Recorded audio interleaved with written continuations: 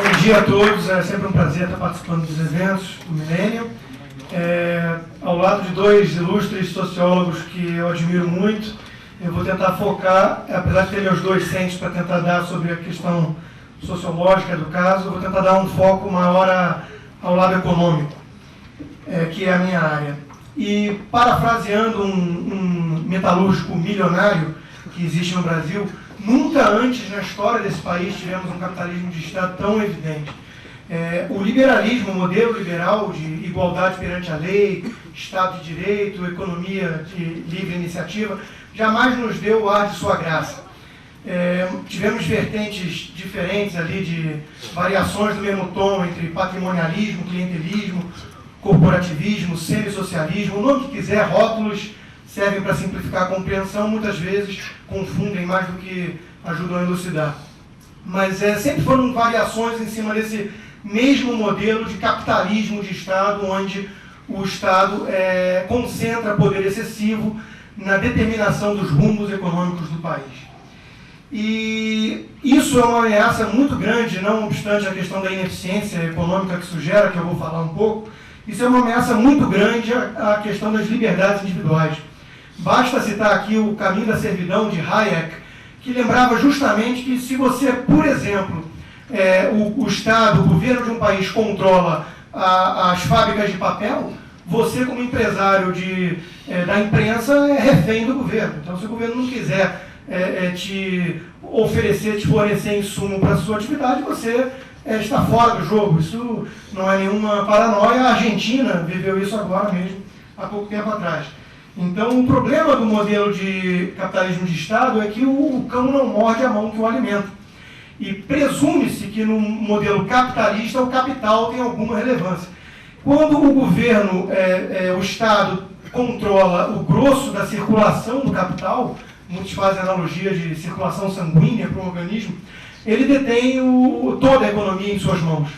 E eu citaria apenas que no Brasil, metade do crédito disponível no país já está em mãos estatais, via 3 bancos, Banco do Brasil, Caixa Econômica e BNDES. Esse o grande sintoma, o grande ícone do modelo de capitalismo de Estado da era lulopetista. O BNDES, antes do PT assumir, tinha um desembolso da ordem de 30, 35 bilhões por ano, e hoje está na faixa de 150 bilhões por ano, com um discurso totalmente ridículo de que é anticíclico por conta da crise, ele aumenta a cada ano, e com agravante de que 80% a 85% desses recursos são destinados a grandes empresas.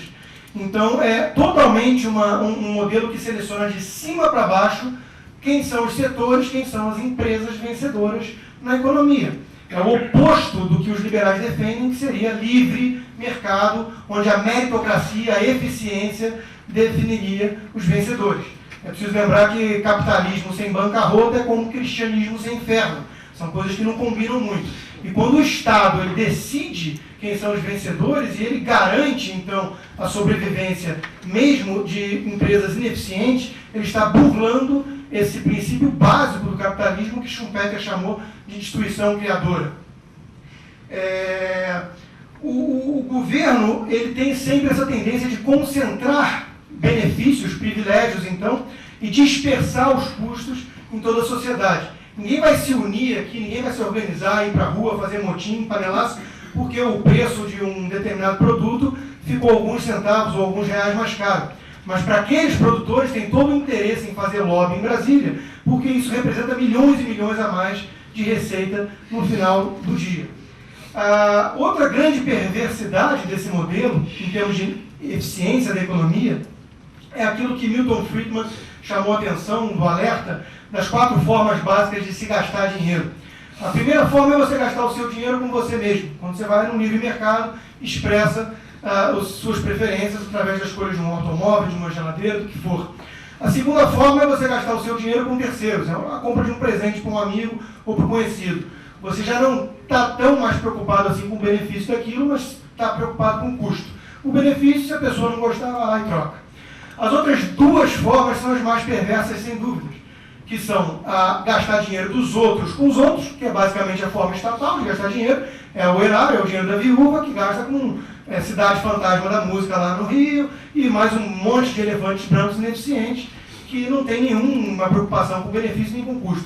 E a quarta, ainda pior, é gastar o dinheiro dos outros consigo mesmo, que é o que vemos em Brasília o tempo todo. São uma garantia de verdadeiras orgias com o dinheiro público.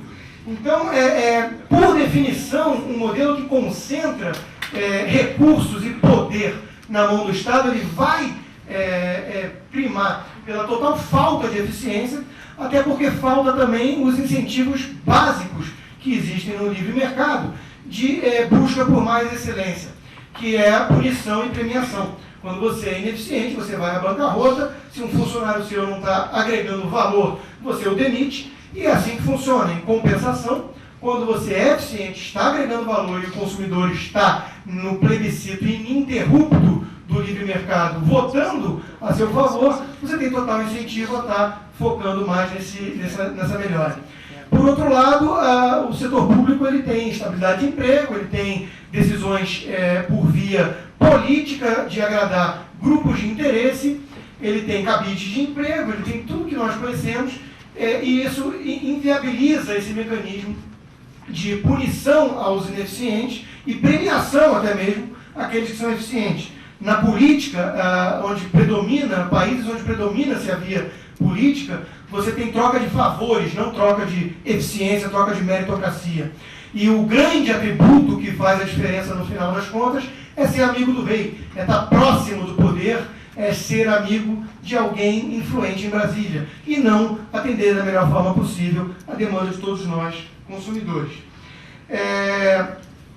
Eu considero que esse modelo que estamos vivendo no Brasil hoje, na era Lula, totalmente de capitalismo de Estado, né, ele está, de forma muito preocupante, matando, na minha opinião, a médio e longo prazo, essa iniciativa privada empreendedora que olha os incentivos no mercado e pensa que vai ter que investir em educação, vai ter que investir, vai ter que ousar, vai ter que arriscar capital próprio ou de terceiros, de financiamento, para competir e aí, com todos esses riscos, ter ou não sucesso. Enquanto que as pessoas descobrem muito cedo no Brasil hoje que basta você botar um boné vermelho, pegar uma enxada e ameaçar invadir uma fazenda, que você consegue privilégios, basta você ir para Brasília e cooptar um ou outro político que você consegue privilégios. E temos também a infelicidade de uma geração toda de concurso público, onde fica muito evidente que vale mais a pena você investir o seu tempo escasso para passar num concurso e aí garantir a sua vida, do que você ter que investir na sua competitividade e ir para o mercado com todos esses obstáculos criados pelo próprio governo, que quase que inviabilizam a livre iniciativa nesse país. O custo da legalidade no Brasil é proibitivo, o que, voltando ao início, torna cada empreendedor nesse país refém do governo, pela quantidade absurda de normas, de regras arbitrárias, ex post facto, pela quantidade absurda de impostos, a carga tributária escandinava para serviços africanos, e que cada um dos empresários no Brasil, então, ficam reféns ali de uma visita nada amigável de 200 fiscais, como o Clarim sofreu na Argentina, e sabemos que é muito fácil achar ilegalidade num país com tanta arbitrariedade e tanta legislação como o Brasil. Um país onde o governo se arroga o direito de legislar até mesmo sobre as tomadas que vamos usar em nossas casas, é um país realmente doente. É um país que sofre já, e aí os meus dois centros em relação à questão mais ligada à sociologia, é um país que sofre de uma infantilidade incrível dos adultos, dos eleitores mesmo, que não estão tendo a responsabilidade de assumir as rédeas de suas próprias vidas e estão delegando essa função paterna ao Estado. Eu aproveito para recomendar esse excelente livro que o Instituto Millennium trouxe, o autor há pouco tempo atrás de um evento fantástico no Rio de Janeiro, O Estado Babá, The Nanny State, que trata justamente disso. Nos Estados Unidos e no Brasil vivemos isso em grau elevadíssimo também. Quer dizer, é uma infantilização da sociedade, onde todos os adultos, então, eles olham para essa espécie de Deus laico chamado governo, para responder, para solucionar todos os males existentes na humanidade.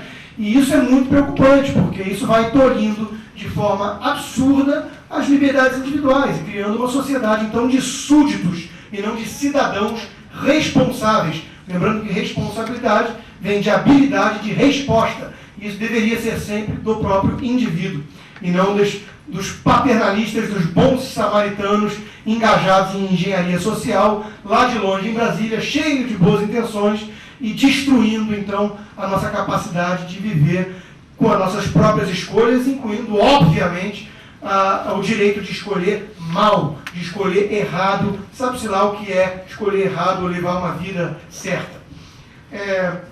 Por fim, o Otávio Paz foi mencionado, e ele falava que o patrimonialismo, que é uma variação desse mesmo tema, ele é exatamente essa vida privada incrustada na vida pública. O que nós vemos hoje no Brasil é uma verdadeira patota, uma grande família, né, uma tribo que tomou conta do Estado, do aparato burocrático e estatal, e dita, então, lá de longe, lá de cima, o dia a dia das nossas vidas, a economia, os rumos da economia como um todo, de forma asfixiante para cada um de nós indivíduos. Isso é um fenômeno muito grave, isso é um fenômeno muito duradouro, isso não tem solução fácil. A única coisa que eu digo é que dá um certo desespero para quem tem esse diagnóstico um tanto evidente, em minha opinião, em mãos, e não vê reação de lideranças políticas. Muito pelo contrário, o que nós vemos hoje é uma completa ausência de oposição que apresente programas alternativos a esse capitalismo de Estado tão asfixiante que temos hoje. O que nós temos é uma disputa pelo poder, pelo controle da Cosa Nostra, né, da máfia estatal no Brasil. Não há uma discussão de mudança de rumos, e nem mesmo pelos tucanos, pelo Aécio Neves, que posa como grande líder da oposição, e não é oposição coisa alguma, não me representa como defensor de um modelo totalmente alternativo a esse que o Brasil está indo rumo, à minha opinião, rumo à desgraça iminente, inexorável logo ali à frente. A inflação, só para lembrar, já está perto de 6,5%, é o topo da meta. O crédito público cresce a 20% ao ano, escolhendo mal a alocação de recursos, porque utiliza critérios políticos para favorecer amigos do rei. Um modelo onde um choque favorável de termos de troca, graças à China, e uma taxa de juros quase nula no mundo todo desenvolvido, graças às políticas irresponsáveis dos principais bancos centrais do mundo afora, favoreceram muito o cenário de países como o Brasil, Canadá, Austrália, Nova Zelândia, que possuem recursos naturais abundantes. Fez esse choque grande favorável de termos de troca, possibilitou então um cenário macroeconômico benéfico que foi muito mal utilizado pelo governo nos últimos 8 anos.